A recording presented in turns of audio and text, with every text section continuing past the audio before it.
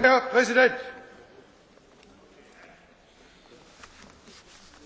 Liebe Kolleginnen und Kollegen, wir hatten noch Colleagues,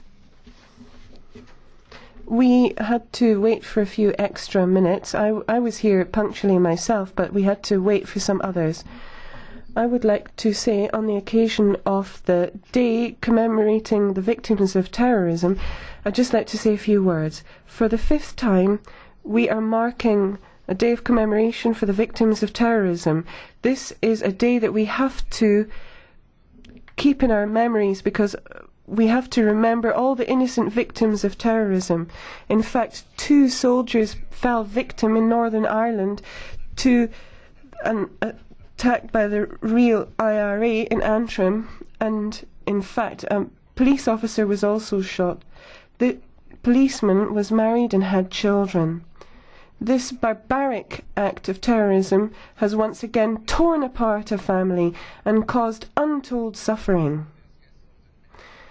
Only yesterday, at least 10 people died as a result of a suicide bomber attack in Sri Lanka, and in fact many others are still seriously, critically ill. I would like to express our indignation about these attacks on innocent people, and I would like to express my deep and sincere condolences to the bereaved left behind. We need to remember these victims. I think that we need to put down a clear marker in opposition to terrorism. We condemn in the strongest possible terms acts of terrorism which lead to death, families being torn apart, and we condemn the way that human dignity is being ridden roughshod over.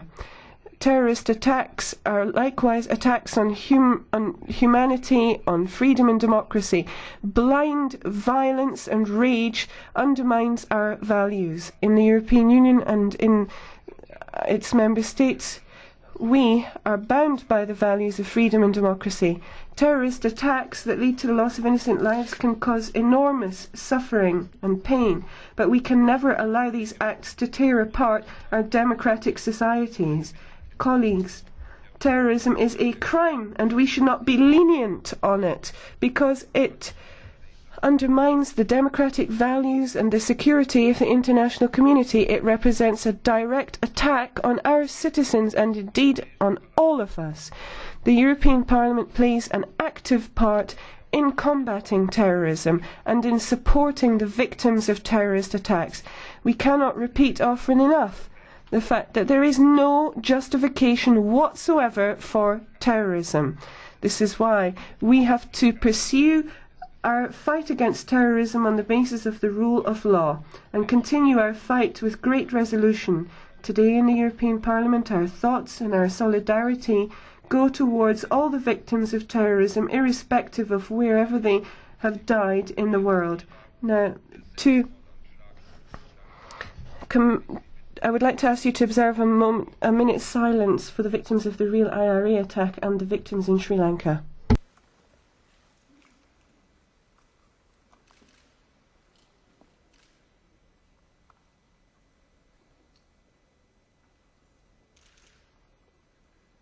Ich danke Ihnen. Thank you very much.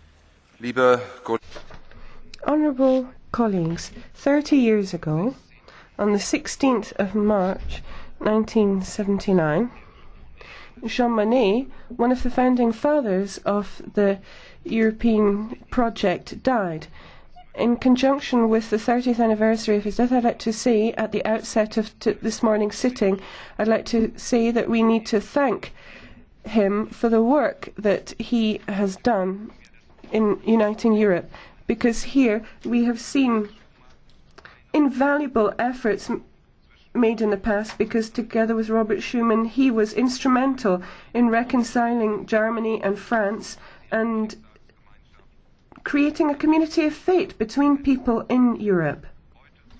Today, at the beginning of the 21st century, the principles put forward by Jean Monnet and the methods which have been put in place to achieve our objectives are every bit as relevant now as they ever were in the past. Here we have to respond to the credit crunch, we need to tackle the challenges of climate change, and we as Europeans must act in ever closer cooperation in order to defend proactively our interests in the world. Obviously, Jean Monnet would have recognised the steps taken in the form of the Treaty of Lisbon because they lead to greater democracy.